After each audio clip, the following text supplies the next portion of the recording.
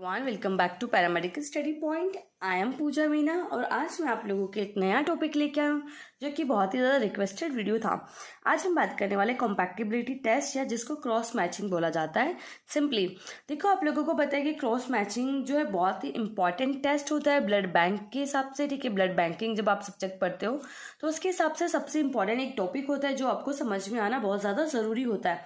उसके साथ में सबसे इंपॉर्टेंट क्या होता है कि जो क्रॉस मैचिंग है जिसको अपन कॉम्पैटिबिलिटी टेस्ट बोलते हैं वो क्यों किया जाता है। बहुत ही ज़्यादा इंपॉर्टेंट क्वेश्चन ये होता है। अब बात कर लेते हैं, अगर आप पहली बार मेरे वीडियो पे आए हो या मेरे चैनल पे आए हो तो प्लीज़ आप उसको सब्सक्राइब करके जाए मेरे चैनल को, जिससे मुझे और मोटिवेशन मिलता है। एंड अगर आपको मेरी वीडियोस अच्छी लगती है तो आप उसको शेयर भी कर सकते हो। एंड अब वीडियो को दोबारा से समझते हैं। देखो, अब क्या होता है कि बहुत ज़्यादा ज़रूरी होता है किसी भी जब भी कोई ट्रांसफ्यूजन किया जाता है, ठीक है नहीं, किसी पर्सन का ब्लड दूसरे पर्सन में जब ट्रांसफ़र किया जाता है तो क्या होता है कि आपने रॉन्ग ब्लड ट्रांसफ़र कर दिया, गलत ब्लड ट्रांसफ़र कर दिया तो क्या होता है कि आपस में आपको पता है कि आरबीसी की सरफेस पे क्या होती है, एंटीजेंस प्रेजेंट होते हैं, प्लाज्मा में क्या होती है, एंटीबॉडीज प्रेजेंट होती है। आपस में क्या करती है वो, उनकी रिएक्शंस होती है। रिएक्शन की वजह से अगर वो इनकम्पैक्टेबल है, ठीक है, इनकी कम्पैक्टेबिलिटी नहीं मिल रही है तो वहाँ पे एग्लूटिनेशन हो जाता है। उसकी वजह से क्या होता है कि आरबीसी जो सेल्स है वो पूरी डिस्ट्रॉय होने लग जाती है। उसकी वजह से जिस पेशेंट में आप जो है या जिस डोनर में आपने ब्लड ट्रांसफ़र किया उसको बहुत ज़्यादा दिक्कत हो जाती है। डिपेंड करता है कि आपने कौन सा ब्लड ट्रांसफ़र कर दिया। तो उसी चीज़ को आप यहाँ पे इस वीडियो में समझने वाले हैं। तो सबसे पहले देखते हैं कि वीडियो के बारे में। The test for the compatibility is perform in the blood bank laboratories में परफॉर्म किया जाता है इस टेस्ट को, या फिर आप नॉर्मल लैबोरेटरीज में परफॉर्म कर सकते हो। To detect the any serological incompatibility in the blood of the donor and the recipient, आपको दोनों में ही डिटेक्ट करना है। डोनर के अंदर भी आपको डिटेक्ट करना है और रिसिपिएंट में भी आपको डिटेक्ट करना है। दोनों में डिटेक्ट करना बहुत ज़्यादा ज़रूरी है, क्योंकि मान लो किसी एक में भी अगर मिल जाती है इनकम्पैटिबिलिटी तो भी रिएक्शन कोज हो जाएगी। इसलिए दोनों का ही डिटेक्ट करना है। जब भी ट्रांसफ्यूजन के लिए कोई भी सैंपल आएगा तो दोनों, यानी डोनर का भी सैंपल होगा यहाँ पे और रिसिपेंट का भी ब्लड जो है हमारे पास में होगा, और दोनों को ही क्या करेगी, उनकी क्रॉस मैचिंग की जाएगी। आफ्टर दैट अगर वो कॉम्पैक्टेबल है तो भी तभी उसको जाके ट्रांसफ्यूज किया जाता है। Before A donors blood is transfuse into the recipient, जब ब्लड डोनर का ब्लड अगर ट्रांसफ्यूज किया जाता है किसमें, रिसिपिएंट में, उससे पहले क्या करना है आपको, there should be a no antigen, कोई भी एंटीजन नहीं होना चाहिए, और एंटीबॉडीज इन बोथ, इन दोनों के अंदर, ठीक है, यानी इनकम्पैक्टेबल एंटीबॉडीज और एंटीजेंस नहीं होना चाहिए। That would react with each other and resulting in the transfusion reaction. बहुत तरह की ट्रांसफ्यूजन रिएक्शंस आप लोगों को पता है, उसके बारे में हम अलग वीडियोस में समझेंगे। सो आज हम इससे बताऊंगी मैं आपको कि ट्रांसफ्यूजन रिएक्शन हो जाती है। अब इसकी डेफिनेशन को समझते हैं। Procedure is use to detect any transfusion compatibility of donors and recipients blood is called the cross match और क्रॉस मैचिंग। देखो, इसमें क्या किया जाता है कि इस प्रोसेस के अंदर डिटेक्ट करते हैं कि ट्रांसफ्यूजन कैपेबिलिटी को कम्पैटिबिलिटी को डिटेक्ट किया जाता है किसी भी डोनर और रिसिपिएंट के ब्लड के अंदर, यानी कोई भी एंटीजन एंटीबॉडी रिएक्शन अगर होती है उसको उस प्रोसीजर को डिटेक्ट करने वाले प्रोसीजर को क्या बोला जाता है, इसको क्रॉस मैच बोला जाता है, या क्रॉस मैचिंग, या फिर कम्पैटिबिलिटी टेस्ट के नाम से आप उस प्रोसीजर को जानते हो। तो ये मैंने आपको बेसिक इंट्रोडक्शन बता दिया है कि एक्चुअली जो कम्पैटिबिलिटी टेस्ट या क्रॉस मैच किस लिए किया जाता है। अब देखो, cross matching play important role to detect, किस किस को डिटेक्ट करने में वो इंपॉर्टेंट रोल प्ले करता है, ठीक है। Cross match most recipient against antibodies direct against the donors red blood sales antigen, बहुत सारी एंटीबॉडीज होती है रिसिपिएंट की, वो क्या करती है, डोनर्स की एंटीजन्स के अगेंस्ट होती है। इसलिए दोनों का सिमिलर होना बहुत ज़्यादा जरूरी। सेम क्या होता है, डोनर के अंदर भी बहुत तरह की एंटीबॉडीज होती है जो क्या करती है, रिसिपेंट के ब्लड सेल्स के साथ में रिएक्ट करती है, तो वो भी डिटेक्ट करना जरूरी है। उसके अलावा सबसे इंपॉर्टेंट क्या होता है कि major error in ABO grouping and labelling and identification of donor and the recipient. देखो क्या होता है, आपको पता है कि सबसे पहले जब क्रॉस मैचिंग करने से पहले, क्रॉस मैच करने से पहले ग्रुपिंग करना बहुत इंपॉर्टेंट होता है, ठीक है। अगर आपने बिना ग्रुपिंग किए अगर डायरेक्टली लेके आ रहे हो तो भी वो सही नहीं है, क्योंकि कई बार क्या होता है, लैबलिंग जैसे जो आपका बैग है उसमें तो आपने ए लिख दिया लेकिन पेशेंट का ग्रुप बी निकल गया, तो वो भी बहुत बड़ी मिस्टेक्स होती है। इसलिए मेजर जो होती है कि वो एरर्स हो जाती है एबीओ ग्रुपिंग में, लैबलिंग में, आइडेंटिफिकेशन में। इसलिए जब क्रॉस मैचिंग की जाती है पहले आपको ग्रुपिंग करना इंपॉर्टेंट होता है। अब सबसे इंपॉर्टेंट पार्ट शुरू होता है कि इस प्रोसीजर के बेसिकली दो मेन पार्ट्स होते हैं, ठीक है, जिसको क्रॉस मैच बोला जाता है और माइनर मैच के नाम से जाना जाता है। अब हम यहाँ पे बात करने वाले, सबसे पहले हम बात करेंगे क्रॉस मैच, ठीक है। तो क्रॉस मैच क्या होता है, इसके अंदर क्या किया जाता है कि it involve testing of the donors red blood sales, यानी मेजर क्रॉस मैच में डोनर्स के तो रेड ब्लड सेल्स ली जाती है विद दी रिसिपिएंट सीरम, यानी जो पेशेंट है उसका सीरम लिया जाता है to determine the presence of any antibodies, कोई भी एंटीबॉडीज को डिटेक्ट करना विच कोज दी हिमोलाइसिस और agglutination of the donors red blood cells. ठीक है, this is important then the minor cross match, ये माइनर से ज़्यादा होता है, वो बाद में बताऊंगी मैं आपको क्यों होता है। तो आपको याद रखना है सिर्फ कि मेजर क्रॉस मैच में क्या किया जाता है, डोनर यानी जो ब्लड डोनेट करने वाला है उसका सेल्स ली जाती है, रेड ब्लड सेल्स ली जाती है, जो पेशेंट ब्लड लेने वाला है जो रिसिपिएंट है उसका सीरम लिया जाता है इस टेस्ट को परफॉर्म करने के लिए। अब माइनर क्रॉस मैच में क्या हो जाता है, उसका जस्ट अपोजिट हो जाता है।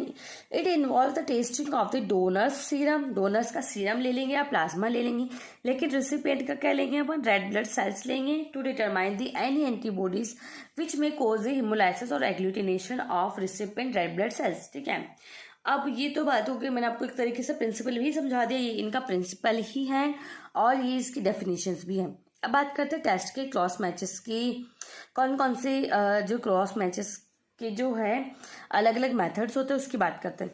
देखो, फर्स्ट होता है सलाइन क्रॉस मैच होता है, एल्ब्यूमिन क्रॉस मैच होता है, anti human globin AHG cross match होता है। अब आप लोगों को अगर पता होगा, जो कुम्स टेस्ट का आपने नाम सुना होगा, कुम्स का जो आपने नाम सुना होगा, कुम्स क्या होता है, एक तरीके से एडवांस क्रॉस मैच ही होता है। ठीक है, एक तरीके से एडवांस क्रॉस मैच को हमने कुम्स बोला है। ठीक है, जिसके अंदर कुछ एडवांस चीज़ें आई है, ठीक है, जेल टेक्निक्स वगैरह, जिसकी वजह से फटाफट से रिजल्ट हमारे पास में आ जाता है। जो कुम्स वगैरह होता है वो स्पेशल कंडीशन में यूज़ किया जाता है। बेसिकली आप यहाँ पे जो मोस्ट ऑफ देम जो परफॉर्म करते हैं वो जो क्रॉस मैच ही परफॉर्म किया जाता है, क्योंकि ट्रांसफ्यूजन्स के टाइमिंग में कुम्स वगैरह जो है वो कब किया जाता है, जब कोई भी आपको पता है वो केस जो इनकम्पैटिबिलिटी वाला केस होता है, जिसमें मदर जो है नेगेटिव होती है, जो फीटस होता है वो पॉजिटिव होता है, उन सारे केसेस में क्या किया जाता है, प्रेगनेंसी के टाइम में बेसिकली कुम्स को परफॉर्म किया जाता है। अब बात कर लेते हैं कि जो सलाइन क्रॉस मैच होता है, बेसिकली उसमें IgM एंटीबॉडीज डिटेक्ट होती है, एल्ब्यूमिन क्रॉस मैच और anti human globin cross match में IgM को डिटेक्ट किया जाता है। अब रिक्वायरमेंट्स की बात करें तो क्या क्या रिक्वायरमेंट्स चाहिए टेस्ट को परफॉर्म करने के लिए हमें, तो देखो, सबसे पहले टेस्ट ट्यूब चाहिए, पार्शियल पिपेट चाहिए, साइंटिफिक मशीन चाहिए और नॉर्मल सलाइन चाहिए। स्पेसिमेंट्स की बात करें तो पेशेंट का ब्लड और सीरम दोनों ही चाहिए होगा, क्योंकि हम क्रॉस मैच और मतलब माइनर क्रॉस मैच और मेजर क्रॉस मैच लगाएंगे। सेम डोनर का भी ब्लड और सीरम दोनों ही चाहिए होगा यहाँ पे टेस्ट परफॉर्म करने के लिए। अब बात करते हैं procedure for the major cross match के बारे में। मेजर क्रॉस मैच को समझेंगे पहले कि सबसे पहले प्रिपेयर करना है आपको 5% सेल सस्पेंशन प्रिपेयर करना है, किसका, डोनर का, क्योंकि आपको पता है कि इसके अंदर डोनर्स की सेल्स ली जाती हैं और रिसिपेंट का सीरम लिया जाता है। Add one drop of the cell suspension to the test tube. सबसे पहले आपने 5% सेल सस्पेंशन प्रिपेयर किया, उसको एक टेस्ट ट्यूब के अंदर आपने एक ड्रॉप ब्लड सैंपल को यहाँ पे आपने ऐड कर दिया। Prepare the serum from the patient's blood sample, patient के ब्लड सैंपल से सीरम प्रिपेयर किया। Add 2 drop of the patient serum into the donor cells, यहाँ पे 2 ड्रॉप आपने क्या कर दी, अब सीरम की ऐड कर दी। ठीक है, mix the patient serum with the donor cell suspension and keep the tube at room temperature for 30 minutes. आपको क्या करना है, दोनों को मिक्स करने के बाद में 30 मिनट्स के लिए आपको रूम टेम्परेचर पे दोनों को रख देना है। एंड आफ्टर दैट क्या करना है, 30 मिनट्स के बाद में सेंट्रीफ्यूज करना है आपको 1500 RPM में 1 मिनट के लिए इसको सेंट्रीफ्यूज करना है। अब सेंट्रीफ्यूज करने के बाद में आपको क्या करना है कि एग्लूटिनेशन को चेक करना है, माइक्रोस्कोपिकली और माइक्रोस्कोपिकली चेक करना है। आपको डायरेक्टली नेक्ड आई से देख रहे हैं यहाँ पे, अगर देखो क्या होगा कि एग्लूटिनेशन हो जाएगा तो डायरेक्टली नेक्ड आई से दिख जाएगा। अगर वहाँ पे मान लो बहुत ज़्यादा माइन्यूट कंडीशंस, आप लोगों को पता है A1 और A2 की कंडीशन होती है, जैसे सेम B1 B2 की कंडीशंस होती है, उन कंडीशंस में क्या होता है, आपको माइक्रोस्कोपिकली भी चेक करना बहुत ज़्यादा ज़रूरी हो जाता है। अब माइनर क्रॉस मैच के बारे में समझते हैं। ठीक है, आपको सेम क्या करना है, 5% सेल सस्पेंशन प्रिपेयर करना है, किसका, पेशेंट ब्लड सैंपल का, एंड उसकी सेम 1 ड्रॉप क्या करनी है, आपको टेस्ट ट्यूब में ऐड कर दी। इस तरीके से आपको टेस्ट ट्यूब में 1 ड्रॉप ऐड कर देनी। प्रिपेयर करना है आपको सीरम कहाँ से, डोनर्स की सैंपल से, एंड उसमें से 2 ड्रॉप क्या करनी है आपको पेशेंट के सेल सस्पेंशन में यहाँ पे ऐड कर देनी, इस तरीके से, है ना।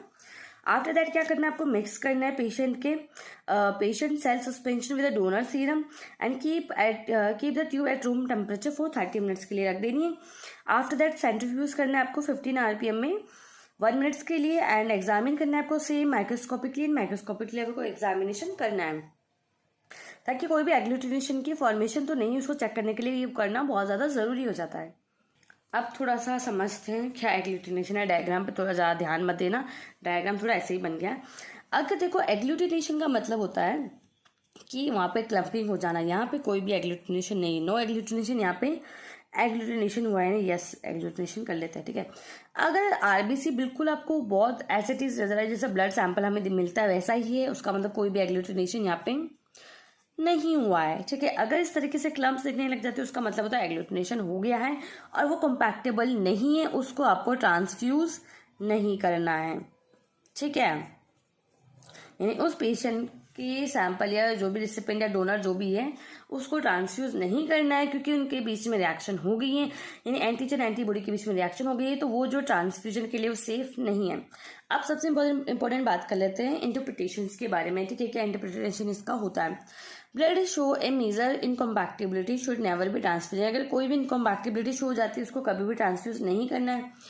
To detect the incomplete antibodies, basically इसके थ्रू इनकम्प्लीट एंटीबॉडीज को भी डिटेक्ट किया जाता है, ठीक है, या दूसरी एंटीबॉडीज है उसको भी डिटेक्ट किया जाता है। And that is about this video. अगर आपको मेरी वीडियो अच्छी लगती है तो प्लीज़ आप मेरे चैनल को सब्सक्राइब करें। एंड अगर आपको ज़्यादा अच्छी पसंद है तो आप अपने दोस्तों के साथ में भी शेयर कर सकते हो। So thank you so much for this video.